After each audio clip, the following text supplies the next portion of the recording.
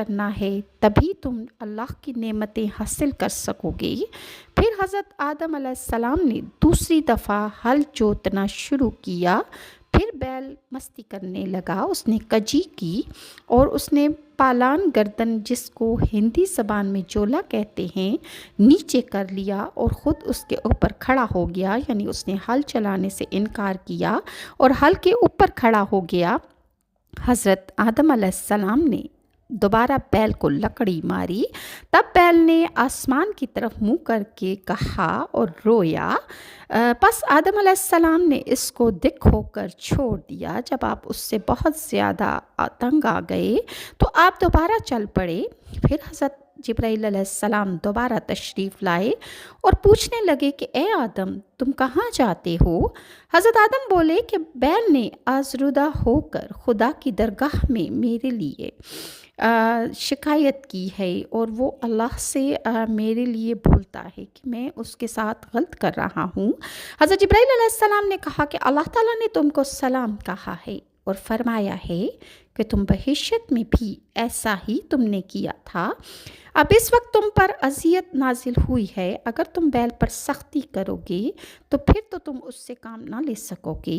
تم جلد جاؤ اور جا کر اپنے کام میں مصروف ہو جاؤ اور ہل جوتنا شروع کر دو۔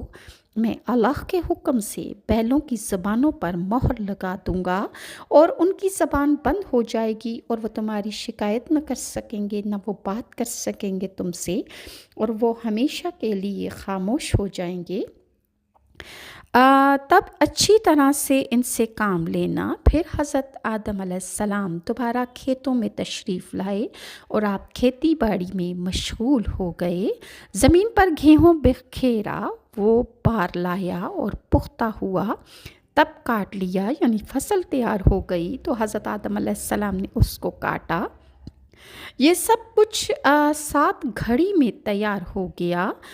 زمین نے کہا کہ اے آدم، مجھے معاف رکھو، میں بہت کمزور ہوں، ورنہ اس سے بھی جلدی تم کو میں گیہوں پیدا کر کے دے دیتی۔ آدم نے جب گیہوں کو مل کر صاف کر کے کھانا چاہا، تب حضرت جبرائیل علیہ السلام تشریف لائے اور آپ نے فرمایا کہ پہلے گیہوں کو پیس کر پانی کے ساتھ خمیر کر کے آگ میں سینکو، یعنی اس کی روٹی بناؤ۔ تب حوا علیہ السلام نے حضرت جبرائیل علیہ السلام سے تعلیم پا کر اپنے ہاتھ سے گندم کو پیسا اور پھر پانی کے ساتھ اس آٹے کو گوندا اور روٹی پکا کر حضرت آدم کے سامنے تشریف لے آئی اور ان کے سامنے رکھی تاکہ وہ کھا سکیں۔ حضرت آدم علیہ السلام نے